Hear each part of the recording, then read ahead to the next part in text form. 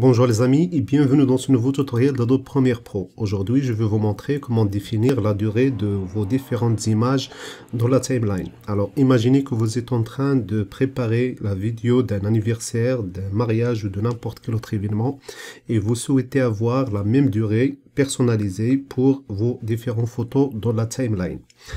Alors, sans tarder, j'ai déjà créé ici une séquence au format Full HD.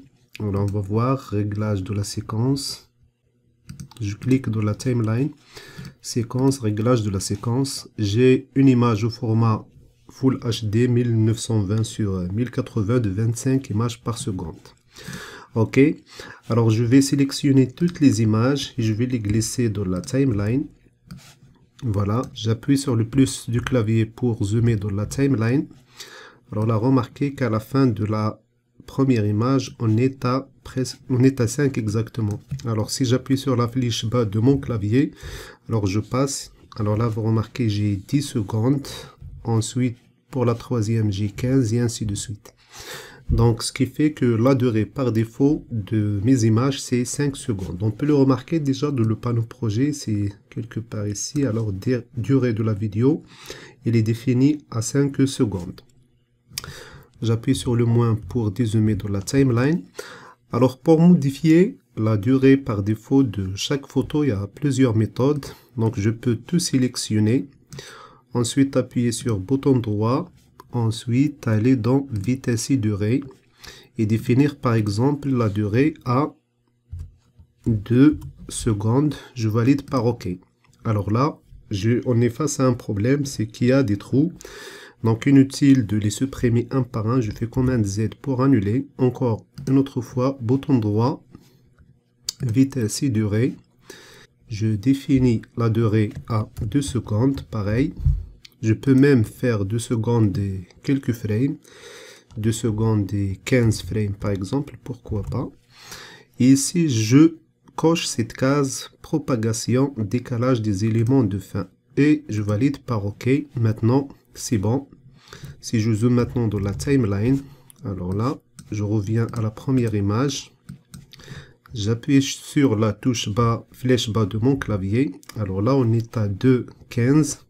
Si je passe à la deuxième, on sera à 4, 15 et 15 c'est 30.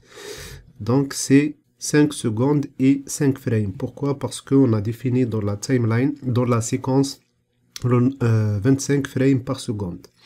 Ce qui fait que 30 frames, ça va me donner 25 frames pour la première seconde. Et puis, il y a 5 frames de plus, ce qui fait c'est 5 secondes et 5 frames. Ce qui fait que la méthode marche correctement de cette manière.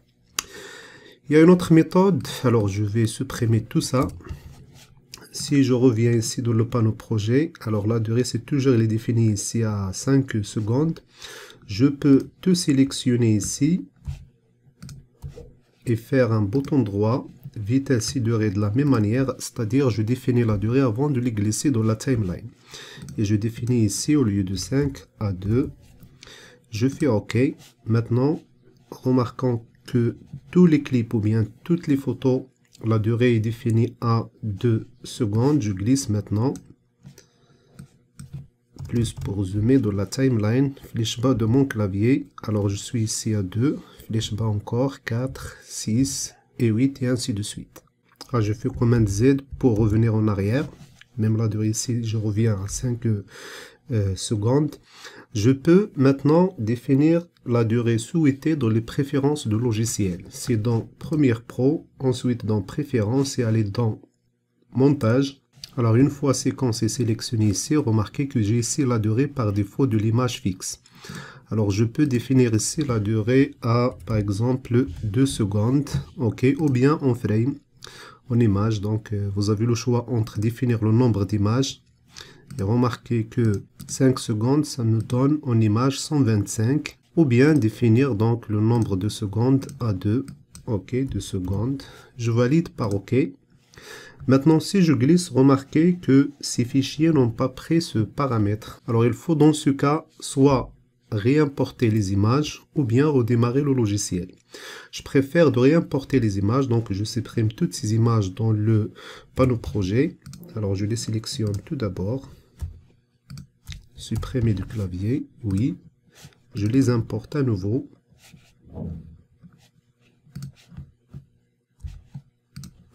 Je fais importer. Et maintenant, la durée est définie à 2 secondes. Je n'ai maintenant qu'à les glisser dans la timeline.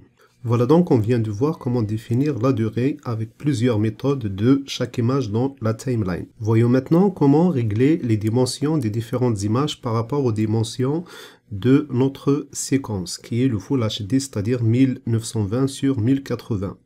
Alors, les images sont plus grandes que ces dimensions et je vais vous montrer comment régler les dimensions pour l'ensemble des images, donc inutile de les parcourir une par une. Alors j'ai déjà créé un tutoriel dans ce sens, je vous invite à voir la playlist et je vais vous montrer encore comment faire ce réglage. Alors je sélectionne la première, dans option d'effet, je règle l'échelle, donc remarquez, voilà, une fois c'est à 37% presque.